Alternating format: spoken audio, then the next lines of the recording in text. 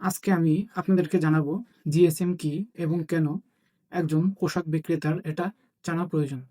চলুন শুরু করা যাক। জিএসএম এর পূর্ণরূপ হলো gram per square metre. ১ square metre কাপড়ের ওজন কত হবে এটাকে আন্তর্জাতিকভাবে জিএসএম বলা হয়।